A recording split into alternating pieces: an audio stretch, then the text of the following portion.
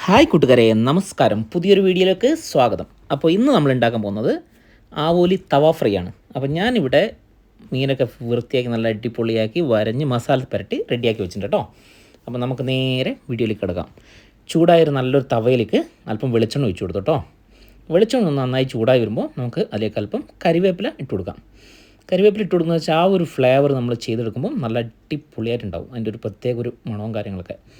ഇലയൊന്ന് വാടിയതിന് ശേഷം നമ്മളെല്ലാ സൈഡിലേക്കൊന്ന് സ്പ്രെഡ് ചെയ്ത് കൊടുക്കുക. ഓക്കെ, അതിനുശേഷം വരഞ്ഞ് മസാല പുരട്ടി ഈ കുട്ടന്മാരെ ഓരോന്നോരോന്നായി നമ്മൾ പാനിലേക്ക് എടുത്തു വെക്കുന്നു കേട്ടോ, തവയിലേക്ക്.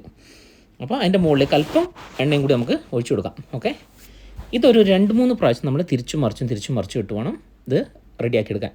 അപ്പം ആ പരിപാടി അങ്ങനെ നടക്കുമ്പോൾ ഞാൻ ഇതിലേക്ക് ചേർത്ത മസാലകൾ എന്തൊക്കെയാണെന്ന് ഒന്ന് പറഞ്ഞുതരാം. ഓക്കെ, ഞാനിപ്പോൾ ഇതിലേക്ക് എടുത്തേക്കുന്നത് വെളുത്തുള്ളി, ഇഞ്ചി, കരിവേപ്പില, അല്പം ചില്ലി ഫ്ലേക്സ്, മുളക് പൊടി, മഞ്ഞൾപ്പൊടി, മല്ലിപ്പൊടി, അല്പം ഒരു ഗരം മസാല ഒരു പേരിന് വേണ്ടി, പിന്നെ അല്പം നാടൻ പുളിയില്ലേ, ആ പുളീൻ്റെ ഇതും കൂടി ഇട്ടിട്ട് ഞാൻ നന്നായി മിക്സിയിൽ അരച്ചെടുത്തതാണ് ഈ മസാല. ഓക്കെ, അപ്പോൾ ഇത് ഒരു മസാലയൊക്കെ പുരട്ടിയതിന് ശേഷം ഒരു 2 മണിക്കൂർ നമ്മൾ മാരിനേറ്റ് ചെയ്ത് മാറ്റി വെക്കണം.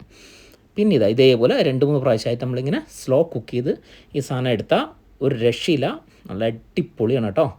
അപ്പോൾ ഓൾമോസ്റ്റ് നമ്മുടെ സാധനം ഇവിടെ ഇങ്ങനെ റെഡി ആയിക്കൊണ്ടിരിക്കുകയാണ്.